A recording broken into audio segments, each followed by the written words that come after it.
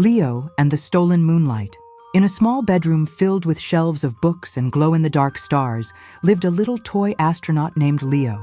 He sat proudly on the windowsill every night, gazing up at the night sky with his plastic helmet slightly tilted and a dream in his tiny heart to one day go beyond the stars. But one night, everything changed. As the house fell asleep and the street outside quieted down, Leo stood up to greet the moon as he always did. But something was wrong. There was no moon, not a sliver, not a shimmer.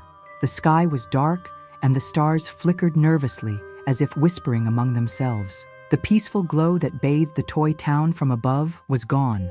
Outside the bedroom window, lights began to flicker. The tiny lampposts in Toyville blinked in confusion, and shadows stretched longer than they should. Leo gasped, "Where's the moon?" Suddenly, a distant hum trembled the floorboards. The townsfolk, plush animals, wooden trains, and tiny dolls gathered under lamplight, frightened. Leo grabbed his mini backpack, clicked on his plastic boots, and climbed into his rocket ship, made of cardboard, tinfoil, and imagination. "Don't worry," he said bravely. "I'll bring her back." With a burst of colored paper smoke and the whoosh of fan-blown glitter, Leo blasted off into the stars. Up in the vastness of space, Leo soared past paper planets and clouds of shimmering confetti dust. The stars twinkled dimly without their moonlit friend, casting a soft silver light around Leo's ship. Then, Leo noticed a small glowing flicker tumbling through the stars, crying softly. "Hey there," Leo called, guiding his ship closer. "Are you all right?" The flicker turned out to be a tiny star, no bigger than a marble, with twinkling eyes full of tears. "I'm Twinkle," the star said. "I got lost chasing a comet, and now I don't know how to get back home." "And the moon is gone too," Leo smiled warmly. "I'm looking for the moon. Maybe we can find her together." Twinkle nodded quickly. With a flap of its little light trail, it nestled next to Leo in the rocket. Together, they headed deeper into space. Their journey was anything but easy. First, they passed through a glowing rainbow nebula, where the colors sang in soft musical tones, guiding their path like lullabies. Twinkle bounced happily between clouds, giggling as pink and teal sparkles danced around them. Next, they reached the crystal asteroid field. Giant rocks made of frozen stardust twirled through space like spinning tops. "Careful!" Leo yelled, steering between them. Twinkle zoomed ahead, weaving between chunks of ice and crystal. But then, one asteroid came too close, nearly knocking the ship off course.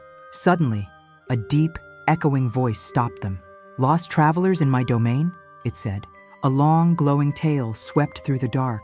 It was Vega, an ancient comet whose eyes held galaxies and whose beard trailed stars. Leo explained everything: the missing moon, the frightened town, and their quest. Vega listened in silence. "At the edge of the starlit realm lives a shadow," he finally said. "A lonely being who has taken the moon." "Why would it do that?" Twinkle asked, glowing dimmer. "He longs to shine," Vega replied, "but he does not know how, so he steals the light." "Where can we find him?" Leo asked bravely. Vega pointed with his glowing tail. "Follow the path of dark stars, but be careful. He doesn't trust easily." The deeper Leo and Twinkle traveled, the quieter the universe became. The stars thinned out. Space grew colder. Then they saw it, a swirling vortex of shadows, pulsing slowly like a heartbeat. In its center floated the moon, shackled by smoky tendrils, pale and dim. Hovering near her was the shadow creature. Its form was shifting. One moment a dragon, the next a giant owl with smoky wings and glowing red eyes. It didn't speak at first, only watched. Leo stepped forward. "You have something that doesn't belong to you," he said gently. The creature hissed. "It was always so far away," the shadow creature growled. "I was made of night. I was never meant to glow. But now, I feel beautiful with her light. I don't want to lose that feeling." "But when you keep the moon to yourself," said Twinkle softly, "you take her away from everyone else. We all need her." "I need her too," the creature shouted, its voice like wind and thunder. Leo stepped closer, unafraid. "You don't have to steal light to shine. We can help you glow in your own way." He reached into his backpack and pulled out a mirror panel from his rocket. "This reflects the moon's light. If you let her go, you'll still shine every time she does." The shadow creature looked at the mirror. Slowly, it reached out and touched it. For the first time, the creature's shadowy form shimmered, half darkness, half light. With a deep sigh, it released the moon. Freed from her prison, the moon rose slowly into the sky, growing brighter, fuller, and warmer. Light poured back into the stars. The universe sparkled. Twinkle glowed with happiness. The shadow creature stood quietly, watching the moon light up his new reflective cloak. "You look wonderful," Twinkle whispered. "Thank you," he said quietly, then faded back into the night, no longer angry but peaceful. Leo and Twinkle returned home, passing smiling stars and waving planets. Vega twirled in celebration as they flew by.